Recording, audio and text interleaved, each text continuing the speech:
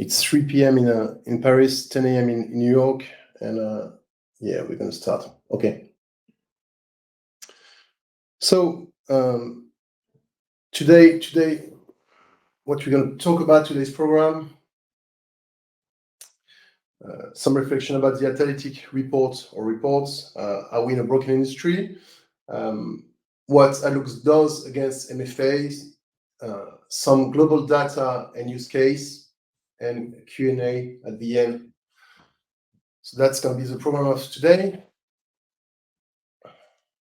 We're here to talk about the Adalytics report and the fact that last Adalytics report exposed all industry, a lot of big company, a lot of multi-billion-dollar worth company, and we wanted to provide our point of view as a measurement technology, as a verification vendor, and we think that with the data that we gather as a verification technology, with the data that we gather directly through our measurement from billion of impression and bill requests, we can provide some an analysis that will align with the Adalytics, but that will bring some context, and we think the scale of the issue, because this Adalytics report is very interesting, but we don't understand really what's happening, even though we've been talking about it for many years, not only us, but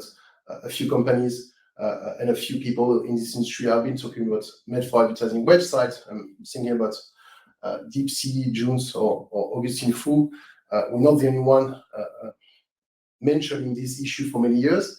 But since the NA and the fact that the NA woke up to this issue last year in Cannes, we've seen a lot of press release, a lot of new product release from a lot of big companies, and it seems that before this report that everything was under control, and we know that everything is not under control. And yeah, we're going to provide you with some context and how big is the issue. A few thousand impressions on a 100 million euro campaign, or am I talking about 20% of my campaign that is actually impacted by this issue? That would be one. And then once I have this issue, I think that the main first question as a marketer, whether I'm an agency, I'm an advertiser, is, are these domains being flagged by the verification vendor and the report that I'm paying for? And that's, I would say, the main first question. So analyzing the report from the verification vendor and understanding is these domains are actually being flagged. That's one. And then number two, do I have privy on, and what is the setup? If these domains are being flagged and are being flagged as IVT, ideally, by guidelines, the clients of the verification company needs to optimize, and the verification company needs to provide tools to optimize. Okay, so we can do that in privy or manually. It doesn't really matter. What's important is to lower down the level and to make sure that inefficiencies, and specifically IVT, doesn't appear anymore on the campaign. Okay, and the main issue is that we see here is that on our side, when we see IVT on reporting, when we see MFA on reporting, we are able to optimize with privy. And I'm saying that's an issue because if this works for us, it should work for the other company, it should work for the other verification company. And obviously, since the fraudsters are not spoofing the bid requests, since the fraudsters are not changing the website they're using at a huge pace or at a huge scale on a daily basis, it shows, and it means that there is an issue with this industry. And there are only two explanations. Either the fraudsters are amazing at what they're doing, and as I said, are spoofing the bid request, are basically cheating against the DSP and are tricking the pre-bid filter and changing and creating heaps of domains every day, or the verification vendors that are named in this report are missing a lot, not to say everything, but a lot. And again, from experience and based on what we can show you, we think it's the second option. Adloox is a verification company that I co-founded 15 years ago. Adloox is accredited by the MRC. We are integrated with the main DSP, and we work with roughly 300 brands directly or indirectly via training desk and agencies. 80%, 90% of our revenue is coming from the buy side, and we work globally in all markets. Okay, we work on the open web, and we also work on social network and big platform with a meta integration. What we do and how we're doing it, we provide a full suite of measurements, whether it's attention, brand suitability, and brand safety, of course, for prevention, viewability measurement on both mobile and in-app, also desktop, social, all platform. Okay, so that's what we provide in terms of measurement, but we also provide optimization, which is very important for us, because if there is no optimization, the measurement is useless. Now, why we think that MFA are invalid, and it's no scale of low to medium to high risk or the gray area. We purely follow the guidelines. So I'm going to leave you a few seconds. I'm going to let you a few seconds to read these guidelines, and then we can discuss about it.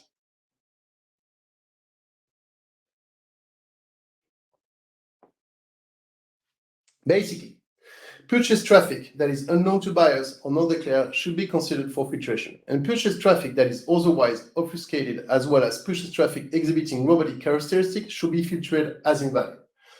Again, that is not from us, that's from the IVT 2.0 guidelines, and it's very, very clear. MFAs that are hiding the fact that they don't have any organic traffic that are selling to the buy side, purchase traffic, non-organic traffic, if they don't declare it, we should filtrate it. And if we see some robotic pattern characteristic, it should be filtered as invalid. What we see in the Adalytics report, what we see in our data is that MFA tick all these boxes. It's quite obvious, and it should be IVT, and we consider them as IVT. It's important because once it's IVT, again, that's what I said before, not only it's bad for the client, bad for the performance, but by guidelines, we also need to optimize against IVT no matter what. We cannot leave a client live using a solution with high IVT levels.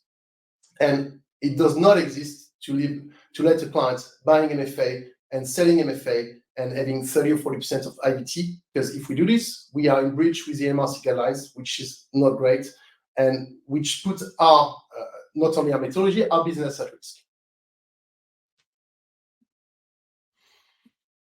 The way we flag MFA, I'm not going to go into much detail, but I think that's important to say that in the Adalytics report, it's very clear, and it's talking about aggressive auto refresh, ad clutter, high density, forced traffic, incentivized traffic, non-organic traffic. We agree with all this.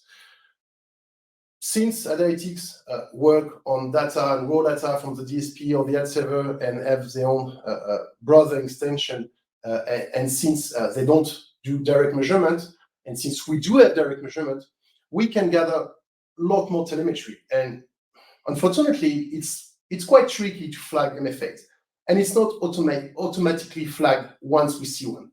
Once we see a domain that will trigger one or a few of these tick box, plus the one that we're not going to show you today, that are all related to IVT and could I say that bad practice from the publisher or from the SSP or from a technology that will obfuscate the traffic and create basically fake traffic or non-organic traffic.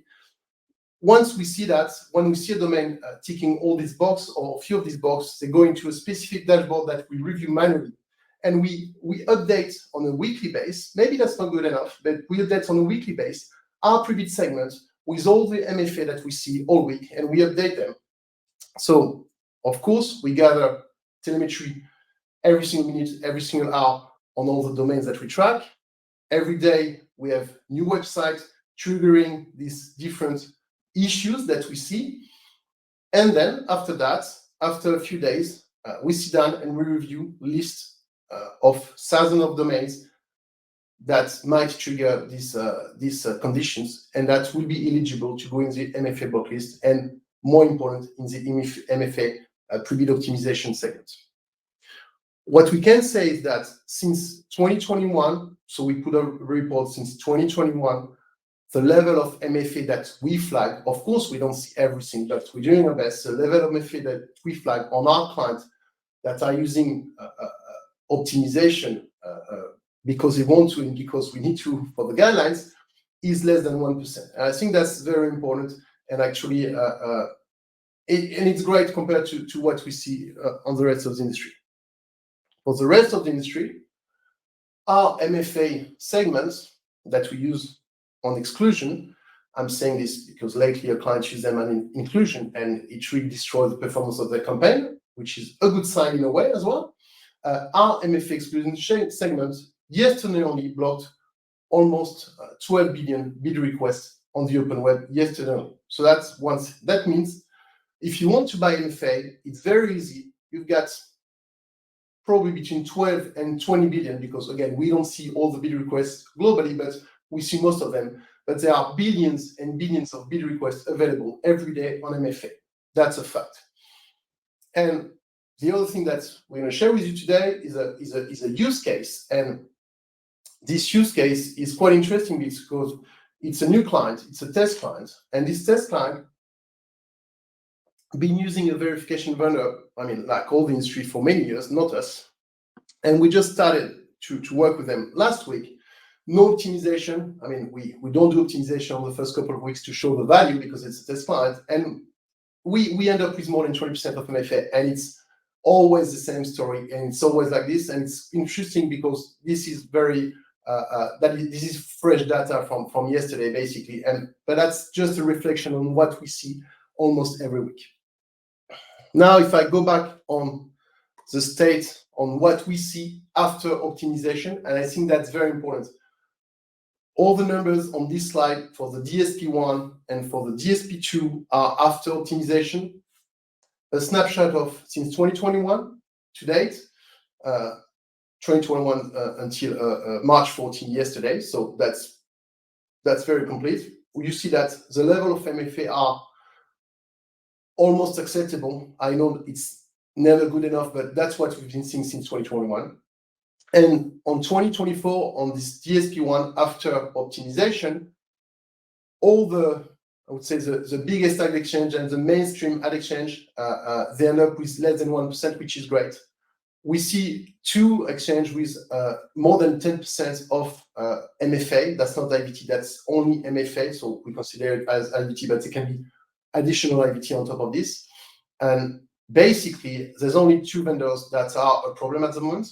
And potentially because they spoof the bid request, potentially because they're changing domains every day. This is under investigation at the moment, but that's the state of what we see today on DSP1. That is a major global DSP used by everyone in the room. On DSP2, we see same sort of thing with, again, good levels from 2021 to date, and in 2024, same sort of levels after optimization. Again, there's always 1-2%. It's probably too much, but it's in a way average altogether less than 1%. It's acceptable.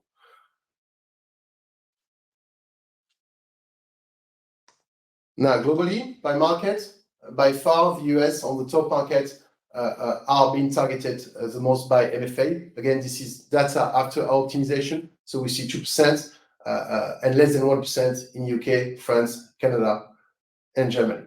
Okay, this is data since the beginning of this year until yesterday. Without this optimization, and that's why we're going to jump into the use case of client where we don't optimize, we see different numbers. Okay, so for a new customer, again, this one is using two different DSPs. They've been live for over a week. So there is no optimization yet. We're going to see them next week to start the optimization, first manually, and I think they're going to move to a pre-bid solution. And the numbers are quite different and quite alarming and quite I would say, in line or I mean, I think we agree with what Adalytics is saying. With that saying, is that there is a big issue in this industry, and not only there are more than 10 billion bid requests available daily, and probably more, 15 billion bid requests available daily on MFA. But if you use the wrong vendor or a vendor that doesn't know how to fly MFA, you're going to end up spending a lot of money, and not between 1 and 2 or 3% after optimization like we have, but more like between 20 and 25%. Okay, so on Google Ad Exchange, they have no optimization less than 5%, which is actually quite low and a good thing. On Pubmatic, we have 35% on these last few days, and on BidSwitch, we have 30%. Again, I'm not blaming Pubmatic or BidSwitch. We see that with optimization, we are able to cut this number and have basically less than 1%. That's the number that you have just next to it. So that means at least the bid requests are coming up clear, and we are able to optimize, which is a great news. But it also shows that for this new clients spending money in the US, spending money in the UK, in Europe, you can end up with a lot of MFA if you don't look at what you're doing, and if you're using the wrong technology. Okay. To the next. And now we'd like to start the QA session. I didn't mention that we have a 30-second lag, which is okay, but we can take some questions, if any. How many people we have in the room? By the way, head of marketing, I'm Romain, CEO of the company. 138. Okay, we are 130 people, and we are waiting for your questions, if any.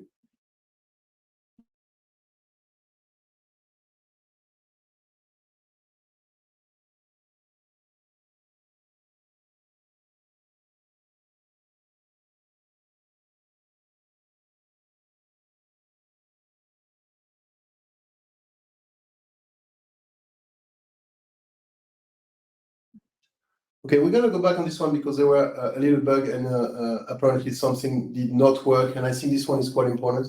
And it was about what should I ask if I'm a marketer? And of course, if you have questions, please post them, no problem. So what should I ask if I'm a marketer? And maybe that's a good way to wrap up this webinar. Again, I'm going to say it again. If I'm a marketer, I will want to see the report. Okay.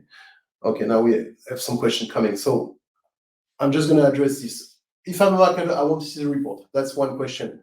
If the report don't say IVT or doesn't filtrate the MFA, that means that I've got a big issue. If they actually do say IVT and MFA, what's happening with my agency? Are they optimizing against this report or not?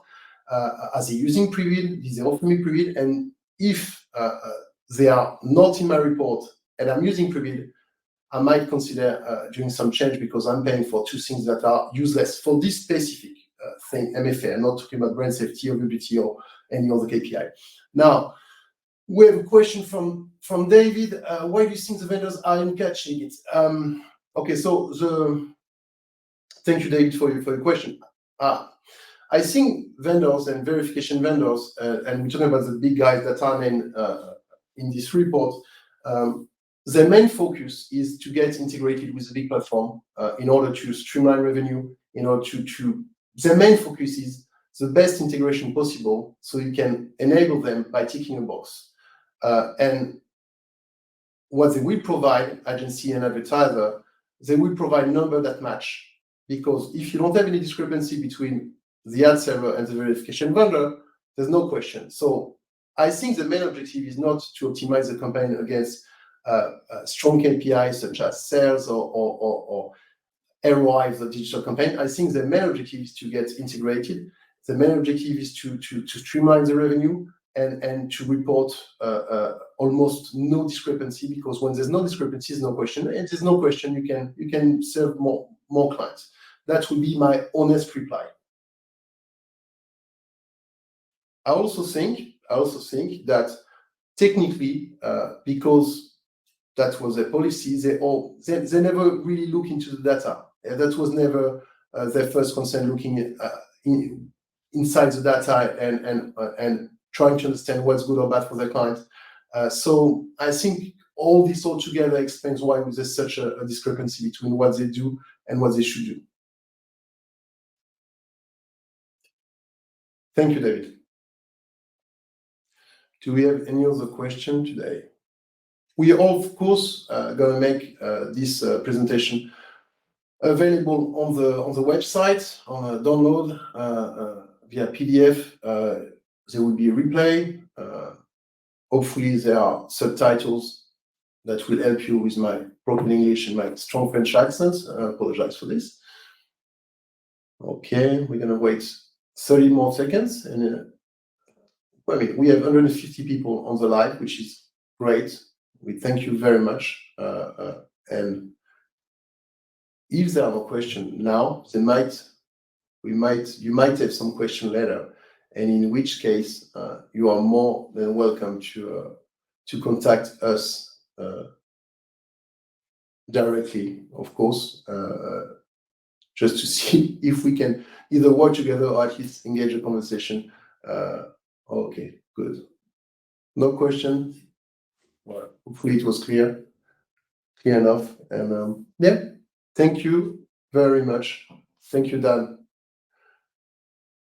It's okay. We're gonna stop now. We're gonna stop, and we're gonna wish you a good day for the one in America that are still have all Friday to go, and a good weekend for everyone in Europe. Do you think there are incentive for advertisers to look the other way? Okay, so I'm going to take this one. I apologize because I don't think advertisers have any incentive to look the other way at all. I think they look the other way because, end of the day, we're talking about open web. Open web is between 10 and 30% of the digital investment. I'm talking about digital investment. They also spend a lot of money on Meta, on TikTok, on social, and we are coming here with an issue, and we say, okay, there's a big issue on the open web, and we're talking about an issue that is 20% of 20%. Worst case scenario, maybe 10, maybe 5, maybe 30%. So I think maybe they're looking the other way because they're too busy doing something else. And yeah, I think that's why they look the other way, just because it's too small to be an issue. But I don't think they need any incentive. I hope not. Thank you, Adrian. Thank you very much. Any other question? You can post your question in anonymous, which is more than happy to reply as well.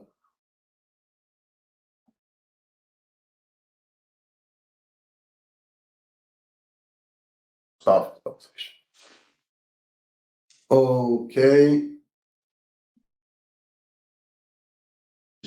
One or two more questions. You've got 10 seconds, and then we're gonna have to stop.